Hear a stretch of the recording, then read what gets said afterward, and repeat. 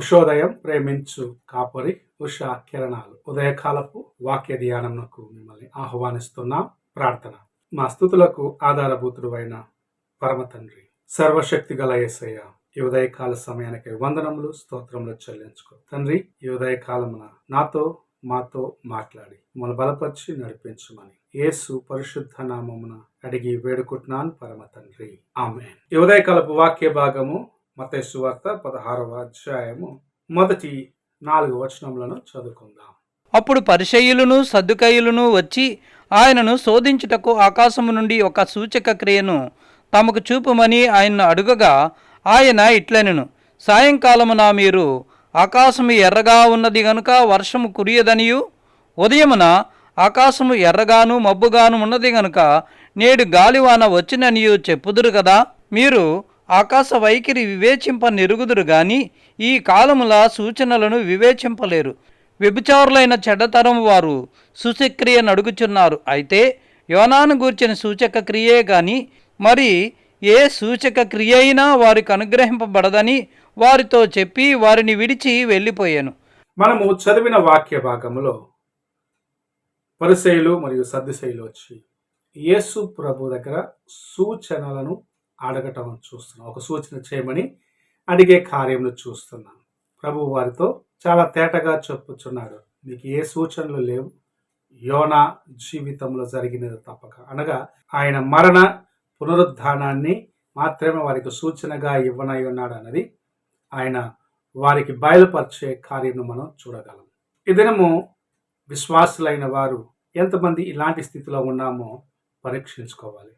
ప్రభు నాకు ఇది చేస్తేనే, ఈ అద్భుతము చేస్తేనే ఇది నేను నమ్మగలను, ఈ సూచన నాకు కావాలి అనే స్థితిలో ఎంతమంది విశ్వాసులము ఉన్నాము అని పరీక్షించుకునే సమయం ఇది. ప్రభు నీ కోసం అనేక కార్యములను చేసి ఉన్నాడు.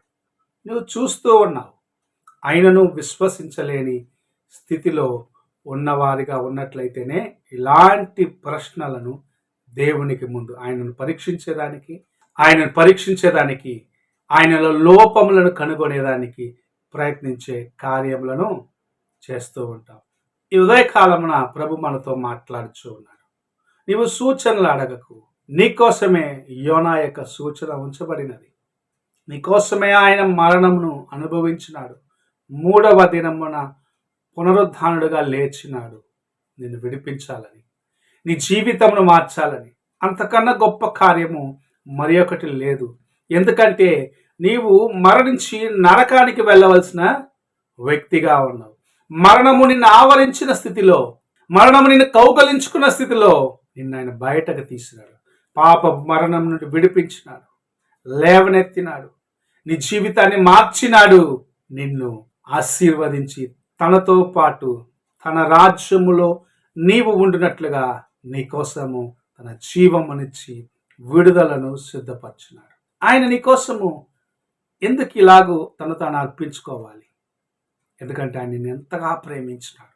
నేను నా చేతులతో చేసిన, నా స్వహస్తములతో చేసిన మానవుడు నశించి నరకానికి పోవటానికి ఎంత మాత్రము నేను సమ్మతించనని చెప్పిన ప్రభు, ఎంత మాత్రము ఇది నేను అంగీకరించలేనని చెప్పిన ప్రభు, నీవు నేను నశించి నరకానికి పోకుండా నన్ను విడిపించేదాని కోసం నీవు ఇంకా అనుమానముతో ప్రభు ఇది చేస్తేనే విశ్వసిస్తాను, ప్రభు నాకు ఇది చెయ్యాలి, ఇది చేస్తేనే నమ్ముతాను అన్న రీతిగా జీవిస్తుంటే నా వైపు చూడు, నేను నీకోసం ఎంత గొప్ప కార్యం చేసినా, నీకోసం నా ప్రాణం నిచ్చున్నాను, మరణంను గెలిచి లేచినాను, నిన్ను విడిపించాలని ఇంతగా నేను ప్రయాసపడితే ఇంకా నీవు సూచనలు అడుగుచున్నావా అని నిన్ను చూసి ప్రభు ప్రశ్నిస్తూ ఉన్నాడు.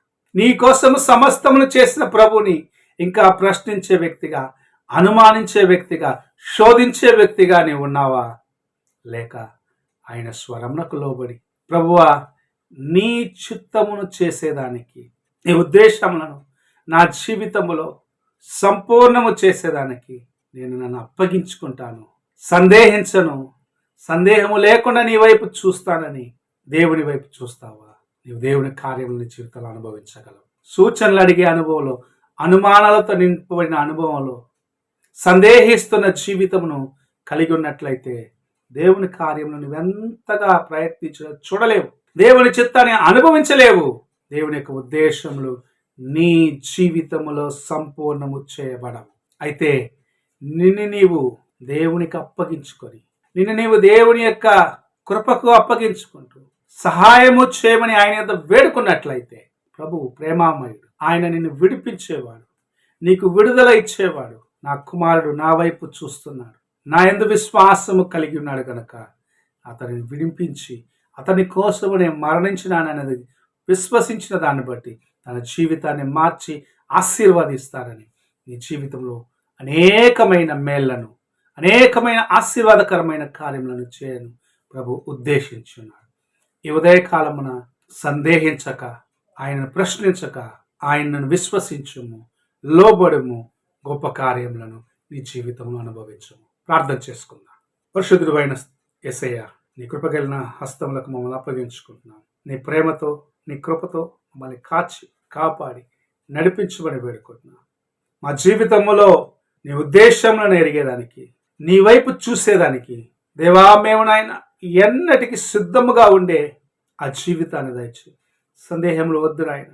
ఇక్కడ నాయన ఎలాగైతే పరిశీలు సద్దిశీలు సూచనలు అడిగి నిన్ను అనుమానించినారో, నిన్ను శోధించినారో, అలాంటి శోధించే స్థితిలో నేను ఉండకున్నట్లుగా నా జీవితాన్ని మార్చు. నీతో ఉన్న శిష్యుడు తోమా ఎలాగైతే నేను ఆయన గాయంలో వేలు పెడితేనే ఆయన నమ్ముతానని నాడు, అలాంటి జీవితము నాలో మాలో లేకుండా నీ వైపు చూసేదానికి మాకు సహాయం చేయమని, నీ కృపను సంపాదించుకునేదానికి సహాయం చేయమని యేసు పరిశుద్ధ నామమున అడిగి వేడుకుంటున్నాను పరమ తండ్రి. ఆమేన్. తండ్రి అయిన దేవుని ప్రేమ, కుమారుడైన క్రీస్తు కృప, ఆదరణకర్త అయిన పరిశుద్ధాత్మక సహవాసం ఇప్పుడు ఎల్లప్పుడూ తోడై ఉండి సదాకాలము నడిపించును గాక. ఆమేన్.